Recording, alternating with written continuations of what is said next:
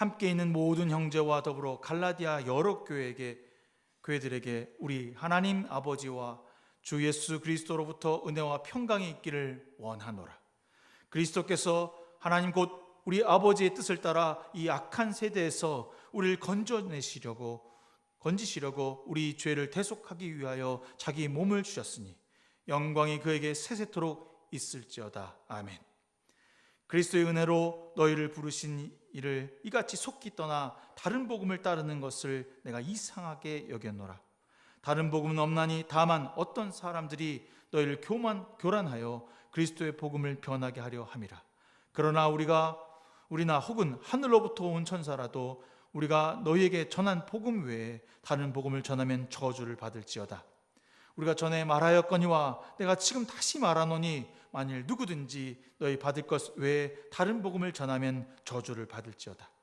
이제 내가 사람들에게 좋게 하랴 하나님께 좋게 하랴 사람들에게 기쁨을 구하랴 내가 지금까지 사람들의 기쁨을 구하였다면 그리스도 종이 아니니라. 아멘. 예.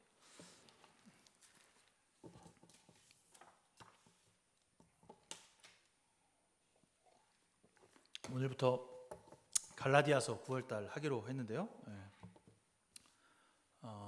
갈라디아서가 사실 그렇게 우리들에게 막 잘 읽혀지는 성경은 아니에요. 그냥 구절구절마다 좋은 성경이 구절이 있는데, 왜냐하면 로마서나 고린도 전후서에 이미 갈라디아서에 있는 내용이 다 나와 있기 때문에 특별히 잘 다루어지지는 않는데, 전 그래도 이 갈라디아서가 저에게 또 다른 은혜가 있고 또 마음에 큰 깊은 묵상함을 받은 적이 있어서 이 갈라디아서를 이번에 9월 한 달 동안 함께 나누려고 합니다. 갈라디아라고 하는 것은 현재 지금 터키 남부지방을 이야기합니다. 터키 남부지방에 걸쳐져 있는 비시디 안디옥 밑으로 되어 있는 버가 이쪽 지역을 갈라디아 지방이라고 얘기하는데 이 갈라디아가 어떤 곳이냐면 바로 바울이 첫 번째로 전도 여행을 떠났던 곳이에요. 그가 은혜를 받고 하나님께 성령의 충만함을 받아서 처음으로 이제 내가 선교를 해야겠다라고 하는 마음을 가지고 떠난 곳이 바로 이 갈라디아 지방이었습니다.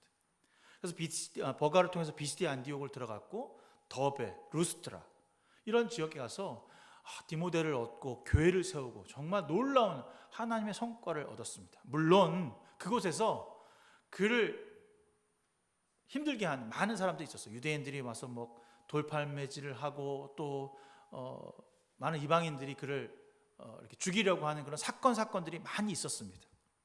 그러나 그는 절대 포기하지 아니하고 그 갈라디아 지방을 열심을 다해서 전도하고 또 전도해서 그곳에서 많은 열매들이 또 교회가 세워진 역사를 얻게 된 것입니다.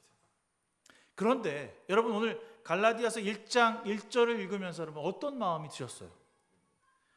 첫 줄부터 글을 쓰는 사람이 싸우자고 덤비는 것 같아요. 뭐라고 말합니까? 나는 사람이 세운 사도가 아닙니다. 스스로를 예수 그리스도 직접 임명하셨습니다 라고 막 얘기하지 않습니까? 왜 이 이야기를 첫 줄부터 이야기했을까요? 난 사람으로부터 세운 사도가 아닙니다. 난 예수께서 직접 나를 세우신 사도입니다. 여러분 사도라고 하는 것은요 이게 무엇이냐면 예수님의 제자들, 예수님께서 12명의 제자들을 임명하셨잖아요. 그 사람들을 우리는 사도라고 불렀어요. 그런데 여러분 바울이 사도입니까? 12명의 제자의 이름 중에 사도 바울이라고 하는 이름이 있습니까? 없어요. 사도 바울은 정말 많은 예수 믿는 사람, 특히 스데반을 죽일 때 그 앞에서 목격했던 사람 중에 하나고요, 예수 믿는 사람을 죽였던 유대인 중에 하나였습니다. 그랬던 그가 하나님의 놀라운 능력을 통해서 눈이 보이지 않는 그런 경험과 하나님의 놀라운 뜻, 그 마음을 받아서 그가 사도로 부르심 받았다라고 하는 것을 사도행전에 이미 알고 있잖아요. 그래서 그는 예수 그리스도를 너가 핍박하는 자다라고 했을 때 그 마음을 듣고 이제 내가 예수 그리스도를 전하는 사람이 되어야겠다고 결심을 하게 됩니다. 물론 처음에는 되게 미약하고 약한 사람이었을 거예요. 바나바나 다른 사람들에게 전도를 받아야만 했기 때문에. 그러나 그가 지금 어떻게 됐습니까? 여기에 보니까 아주 많은 곳에서 선교를 하고 많은 열매를 맺었어요. 그런데 그가 처음으로 전도했던 그 지역에 이 사도권, 야, 너 누가 사도라고 그랬어? 너 누가 사도라고 인정했어? 예수님의 너 제자도 아니잖아. 이런 이야기를 그 갈라디아 사람들에게 하고 있는 겁니다.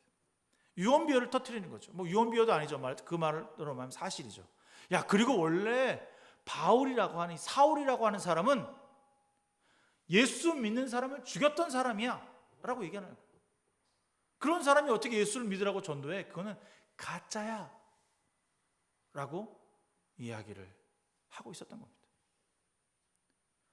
바울은 복음에 목숨을 걸고 최선을 다해서 선교하고 또 선교하고 그들을 거듭나는 삶으로 이끌었는데도 불구하고 자신의 과거의 어떤 행동을 가지고 그 사람들이 왜곡하기 시작한 겁니다. 두 번째로 뭐였냐면, 야, 예수를 믿으면, 하나님을 안다면 할례를 받아야 돼.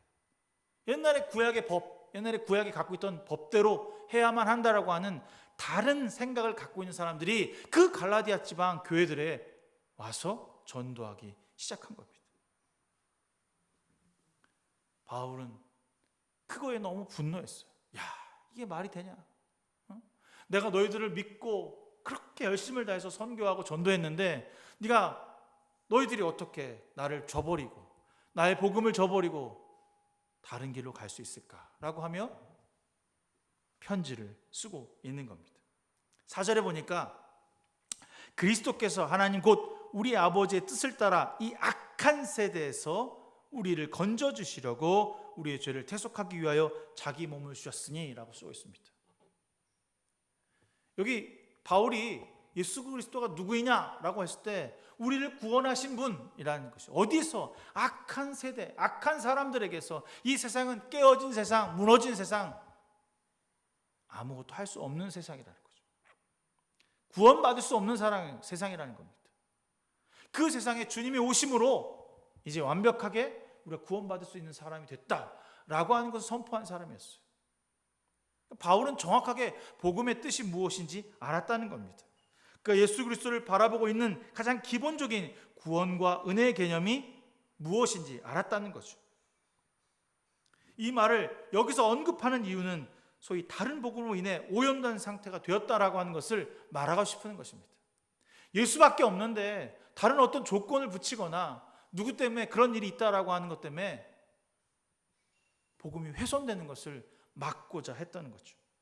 악한 세대가 복음을 망가뜨리고 있다는 것입니다. 자신이 전한 복음의 순수성을 훼손하는 것에 대해서 매우 극렬한 분노를 일으키고 있는 거죠. 그럼 여기서 우리가 좀 생각해 볼게. 야, 왜 바울은 이렇게 복음에 대해서 집착하는 걸까? 자신을 사도라고 인정하지 않고 툭 하면 자신의 잘못된 과거를 끄집어서 그들에게 복음을 들고 나가는 것에 대해서 계속해서 거부하고 저항하는 사람들 앞에 복음이 진리다라고 하는 것을 왜 이렇게 고집하는 것일까? 사실 이렇게 듣지도 않고 잘못되게 이해하면 어떻게 됩니까? 다른 곳으로 이동하면 됩니다. 아니, 듣기 싫어? 내 말이 틀렸어? 그럼 다른 데로 가면 돼요. 아이, 뭐 너희들이 날 이해 못하니까 난 너희들이랑 함께 하지 않겠어 라고 하고 그냥 그 지역을 떠나서 다른 곳에 가서 복음을 전하면 됩니다. 그런데 그는 끝까지 포기하지 않고 그들에게 내가 하나님의 제자요, 하나님의 사도요, 너희들이 듣는 복음인 진짜 복음은 나로 통해서 들어가는 복음이다 라고 하는 이야기를 거침없이 하고 있어요. 저 같으면 그냥 됐어, 너희들은 내 말을 안 듣는구나 라고 하고 떠나버릴 텐데 말입니다. 몇몇 사람의 복음을 왜곡시키려고 하는 그 뜻을 끝까지 찾아내고 있습니다. 오늘 갈라디아서를 쓰는 목적 중에 가장 큰 하나는 바로 복음을 희석하고 복음의 본질을 훼손하려고 하는 세력들을 이 등장한 것에 대해서 복음을 물타기하고 다른 조건을 기본을 훼손하려고 하는 것에 대해 계속 책임을 가하고 있다는 거죠. 앞부분에 언급한 바울의 사도권을 들어 진짜 사도가 아니다, 예수 그리스도를 통해 임명된 사도가 아니라고 하는 것을 말하면서 사도 바울의 복음의 본질을 흔들고 있는 그들에게 제대로 된 일침을 가하고 있는 것입니다. 주된 입장은 그들의 주된 입장은 속임수를 쓰고 있는 거죠. 막, 야, 바울은 진짜가 아니야, 가짜야, 이런 속임수 앞에 절대로 굴하지 않고, 야, 내가 뭐 이 정도까지 되겠어? 내가 이 정도에서 뭐 굴할 것 같아? 라고 하면서 이 글을 쓰고 있습니다. 그래서 이 1장을 쭉 읽다 보면 그 감정이 막 드러나 있어요. 야, 이게 말이 된다고 생각해? 얼마나 억울하고 분하고 마음에 막 안타까움이 있었으면 이런 얘기를, 감정이 섞인 이야기를 하고 있는지 몰라요. 왜 그러냐면 여러분 생각해 보세요. 내가 전도하고 내가 이야기하고 있는 그런 성도들이 하루아침에 다른 사람의 말을 딱 듣고 싹 돌아서는 거야. 나는 풀철주야 그들을 위해 기도하고 함께 구원받기 위해서 애쓰고 가르쳤는데 하루아침에 딱, 야, 바울 나쁜 사람이야, 그 사람 믿을 수 없는 사람이야 라고 하는 그 한마디 말 때문에 싹 돌아서는 거야. 얼마나 억울할까요? 마음 아팠을 겁니다. 정말 확실한 복음과 확신을 가지고 있는데도 불구하고 사람의 인격을 가지고 조금만 다르게 얘기한 것 때문에 자기 스스로가 이렇게 아픔을 당하고 복음이 훼손되는 것을 보면서 그는 분노하지 않을 수 없었다는 거죠. 10절에 보니까 사람을 기쁘게 하기 위해서 너희를 복음을 전하는 것이 아니다 라고 쓰고 있어요. 나는 너희들에게 복음을 전하는 게 너희들에게 뭐 이득을 얻고 뭐 기쁨을 나에게 칭송받기 위해서 하는 것이 아니라 오직 하나님을 위해서 전하는 것이다 라고 얘기합니다. 제가 지난주 잠깐 모임을 했는데 어떤 목사님이 그런 고백을 하시는 거예요. 제가 이렇게 모임을 모여서 성경 말씀을 해석하고 뭔가를 하게 되면 앞에 계신 그 가르치는 목사님의 눈치를 자꾸 보게 된다는 거죠. 왜 자꾸 눈치를 보게 되냐면 그분이 내가 잘했다고 칭찬을 하시는 걸까? 내가 이게 지금 목사님의 마음에 합당한가? 뭐 그런 생각을 하게 된다는 거예요. 그런데 그게 아니라 사실 말씀에 충만하게 해서 해석하고 깊은 뜻을 전하고 내가 말하는 것에 있어야 되는데 사람의 눈치를 보고 저 사람이 나 잘했다고 하면 내가 잘한 것 같은 그런 느낌이 들 때 조금 내 안에 좀 간사함이 든다, 뭐 그런 얘기를 하더라고요. 저도 보니까 어렸을 때 그랬던 것 같아요. 설교하면 또 말씀을 전하면 가르치면 그 반응을 보고 싶어요. 내가 잘했나? 은혜 받았어요 목사님, 은혜 받았어요 전사님, 그러면 내가 왠지 또 잘한 것 같고 열심히 준비한 것 같고 그런 느낌이 드는 거예요. 사람을 기쁘게 하기 위해서 말씀을 전하다 보면 그 말씀이 왜곡될 수밖에 없어요. 사람을 기쁘게 하기 위해서 사람에게 복 받으시라고 말씀을 전하다 보면 하나님의 말씀이 되지 않게 되는 거죠. 우리는 그런 경우 정말 많이 봅니다. 우리 하나님을 기쁘게 하는 사람들이잖아요. 하나님의 구원의 확신을 차서 살아가는 사람들이어야 하는데 사람의 눈치, 세상의 뜻, 악한 세대가 바라보는 세상이 나의 세상인 것처럼 살아가려고 할 때 우리는 분노해야 합니다. 우리는 그렇게 가는 행동과 우리의 말과 그 귀를 닫아 버릴 수 있는 용기와 담대함이 있어야 되는 것입니다. 바울은 복음의 핵심이 무엇인지 정확하게 파악하고 그 말씀이 무엇부터 왔는지, 왜 우리가 그리스도를 믿어야 하는지 알고 있었습니다. 너무나도 완벽하게 내가 왜 예수 그리스도를 믿고 구원받아야 하는지를 근데 알고 있었던 거죠. 그런 바울에게 이 역경은 정말 힘든 고난일 수밖에 없죠. 물론 자기 과거 때문에 발목 잡힐 수밖에 없다는 사실을 알고 있어요. 내가 그래, 예수 믿는 사람을 때려 죽였지, 내가 그들을 죽이는 사람이 되었지. 그러나요, 그것에 대해서 숨기거나 다른 것을 이야기하지 않고 있는 그대로 얘기합니다. 나 그래, 예수 믿던 사람을 죽인 사람 맞아. 나 그런 사람이야. 그렇지만 이제 그리스도로 말미암아 거듭나서 예수를 전하는 사람으로 변화됐어. 그러니 내가 전하는 하나님의 말씀이 진짜야 라고 말하고 있는 겁니다. 그러나 그것은요, 사람들에게 보이기 위해서 그런 게 아니라 내가 의의를 받았어, 이제 괜찮은 사람이 됐다라고 해서 보이기 위한 것이 아니라는 거죠. 하나님의 말씀에 의지해서 그리스도께 의지함으로 그 일을 하고 있다는 것입니다. 그래서 그는 절대로 복음에 타협이 없습니다. 진리를 알고 진리를 살고 있기 때문에 절대로 타협하지 않습니다. 진리를 사는 사람들의 모습을 오늘 갈라디아 서문을 통해서 볼 수 있습니다. 머뭇거리거나 뒤로 물러섬 없이 매우 단호하고 절대로 타협하지 않아야 하는 것이 복음이라고 오늘 말합니다. 그것은 곧 복음 앞에서 직진하는 삶입니다. 후회하거나 뒤돌아보거나 머뭇거리는 것이 아니라 앞으로 가는 겁니다. 십자가 앞으로 우리를 달려가게 하는 것입니다. 오늘 우리 삶에 가장 필요한 방법이 아닐까 합니다. 사실 코로나19로 머뭇거리고 주춤하며 우리의 신앙을 한번 점검해 봐야 할 필요가 있는 것입니다. 여러분, 우리가 지금 교회에서 우리의 신앙을 재점검하고 복음으로 무장되어야 할 시기가 아닌가 합니다. 너무나도 오랜 터널의 시기를 지나게 돼서 내가 정말 예수 그리스도를 믿는가, 내가 주님께 바로 달려가는 사람인가 하는 생각을 하는 거죠. 우리는 세상의 유혹과 걱정거리 때문에 예수 그리스도를 제대로 받아들이지 못하고 있는 것은 아닌지 돌아보아야 할 때가 있어야 합니다. 이 바울의 편지를 받고 있는 이 갈라디아 교회의 모습은 어떤 모습이었을까? 이 바울의 편지를, 이 분노 가득 찬 편지를 받으면서 이 읽을 때 이 갈라디아 지방에 있는 교인들은 어떤 마음이었을까? 우리가 의심했구나. 우리가 바울의 복음을 사람을 통해서 의심했구나 라고 하는 후회스러움과 바울이 진짜 복음을 들고 섰구나 라고 하는 또 다른 확신을 얻게 될 것입니다.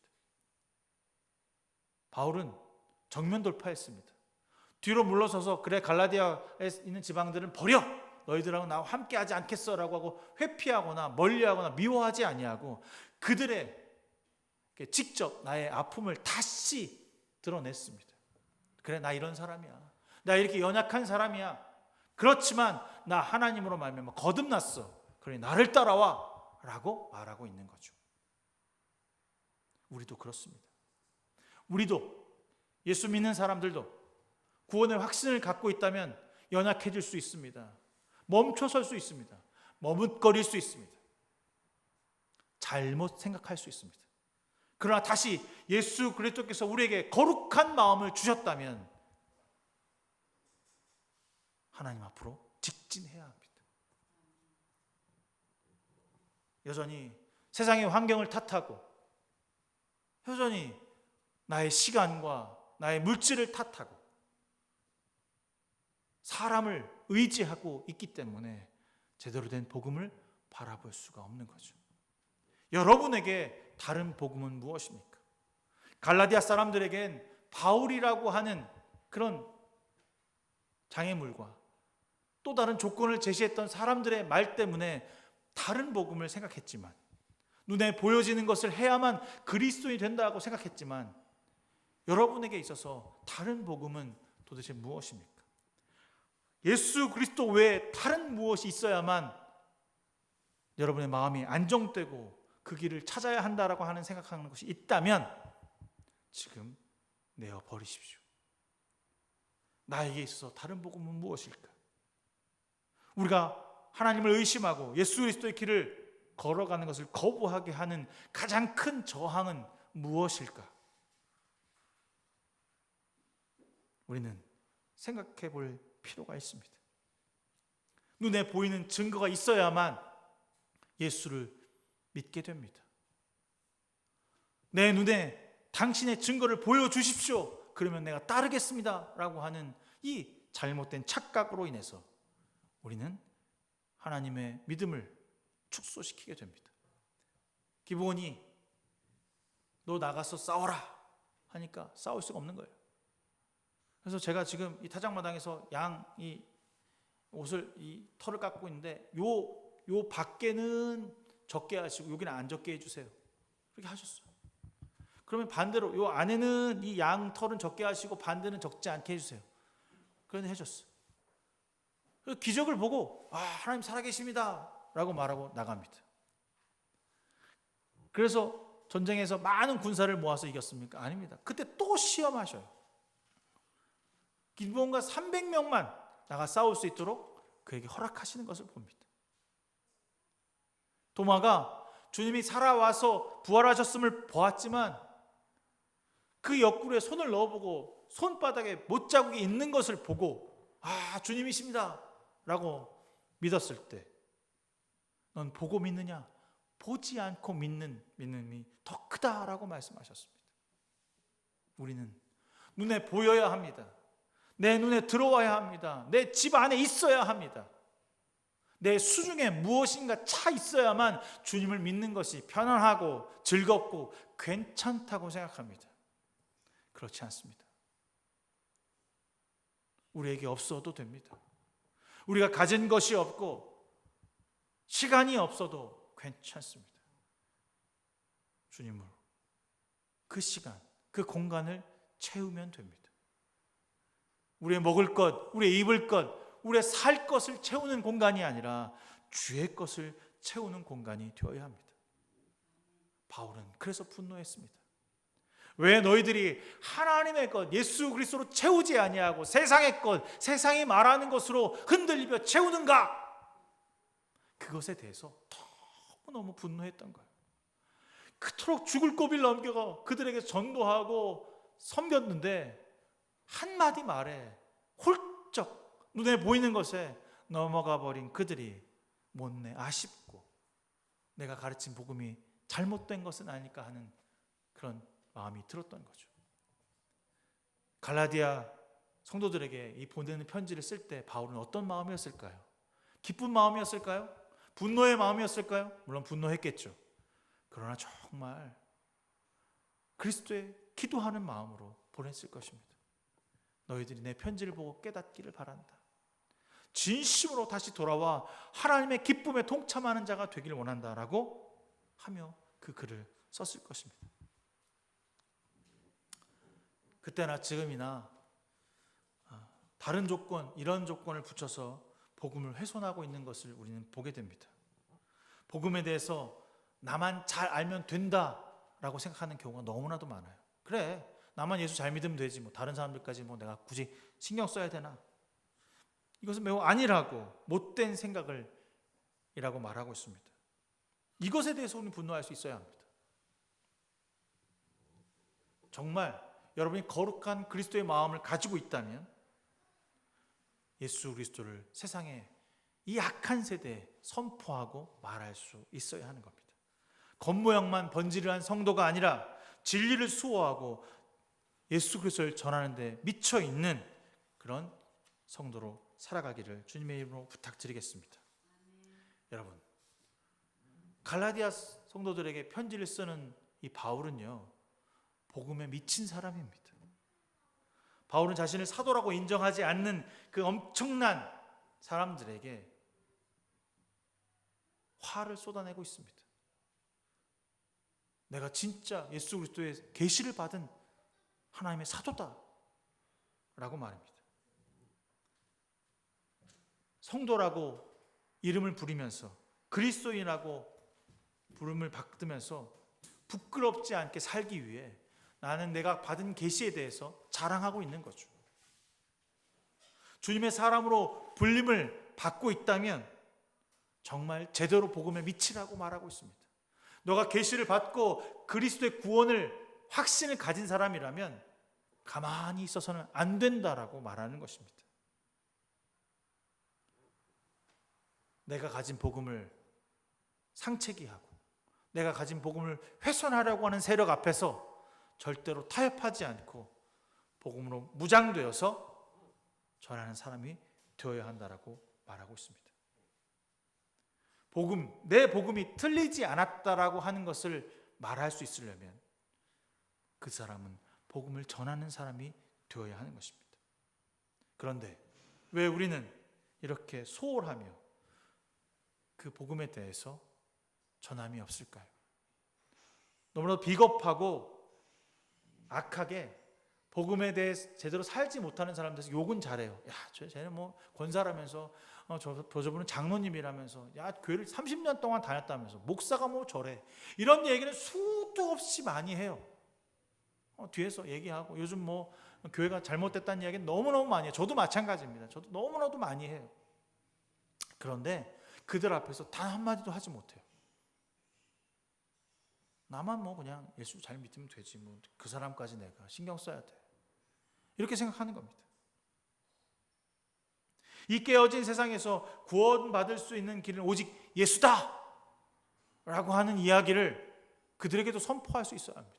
잘못된 길을 걸어가는 사람들에게도 그냥 내버려 두면 안 됩니다. 말해줄 수 있어야죠.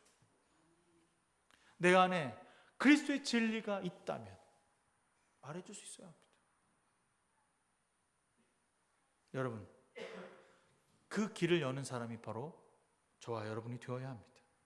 그 길에서 피 흘림의 도구가 바로 우리가 되어야 합니다. 피 흘려 죽어가는 사람을 보고 외면하는 사람이 된다면 주님은 우리를 외면하실 것입니다. 선한 사마리아인은 그냥 그 피 흘림의 사람을 두고 보지 않고 끝까지 책임져 주었던 것입니다. 우리도 그래야 합니다. 우리도 소외되고 그리스도를 모른다고 말하며 왜곡된 진리를 품고 살아가는 사람들에게 하나님의 진리를 이야기해 줄 수 있는 거룩한 성도가 되어야 하는 것입니다. 왜 하지 못합니까? 제대로 알지 못하기 때문입니다. 그리스도의 복음을 제대로 알지 못하기 때문에 제대로 전하지 못하는 거죠. 또한 무엇입니까? 두렵기 때문입니다. 내가 이야기한 것이 혹 그 사람의 상처가 되고 쓸데없는 소리가 되어서 나와 관계가 틀어지지는 않을까? 내가 괜히 그런 얘기를 해서 그 사람과 내가 서로 원수되고 다시는 보지 못하고 내가 받아야 할 이득을 보지 못하는 것은 아닐까라고 하는 생각이 그 영혼에게 다가설 수 없는 두려움으로 남게 됩니다.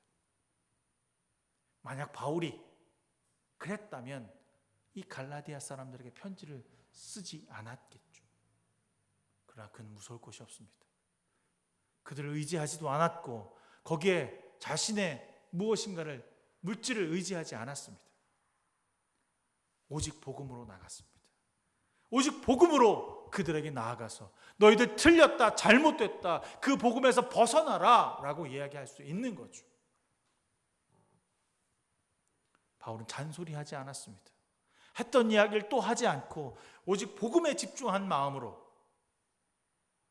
끝까지 그리스도에게로 돌아오라고 하는 이야기를 하고 있는 것입니다. 복잡하지 않고 아주 간결하게 주님의 제자로 살아가기를 바랍니다.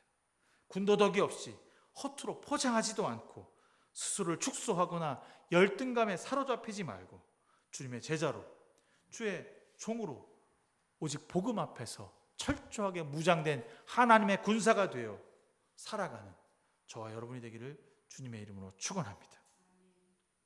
의심하지 않길 바랍니다. 주의 말씀 앞에 의심하지 않고 아멘으로 화답하고 그 말씀에 순종하며 내가 그 말씀을 살아갈 때 고난과 역경이 있을지라도 뒤로 물러섬 없이 후퇴 없이 끝까지 말씀을 붙잡고 하나님의 길을 걸어가는 것을 저와 여러분 되기를 바랍니다. 깨어진 세상에서 정말 여러분이 그리스도인이라면 주님에게 자랑스러운 그리스도인이 되길 바랍니다. 세상 사람들에게 자랑스러운 사람이 아니라 주님에게 자랑스러운 그리스도인, 참 보시기에 좋았더라고 칭찬받을 수 있는 그리스도인이, 수고하고 무거운 짐진 자야 다 내게로 오라고 말씀하시는 그리스도인, 그래서 주님의 품에 안길 때 기쁨으로 안길 수 있는 그런 그리스도인이 되기를 바랍니다. 사랑하는 성도 여러분, 오늘부터 우리 주님께 자랑되어지는 삶을 살기를 바랍니다. 거룩한 분노를 우리 삶에 적용하시길 바랍니다. 하루라도 그냥 보내지 말고 분노하며 말씀 앞에 타협이 없이 성실하게 온전한 그리스도인으로 오늘 하루를 살아가는 저와 여러분 되시기를 주님의 이름으로 축원합니다. 아멘. 좋으신 하나님 감사합니다. 주님 안에서 거룩하게 길을 걸어가게 하여 주시고 정말 이 갈라디아 교인들에게 보냈던 바울의 마음을 우리도 품어서 변화하고 세상에서 그리스도를 전하는 거룩한 그리스도인으로 살아가게 하여 주시옵소서. 모든 것을 주님께 맡기며 예수 그리스도의 이름으로 간절히 기도드렸습니다. 아멘. 찬송가 212장 찬송하시면서 준비하신 예물을 주께 드리겠습니다.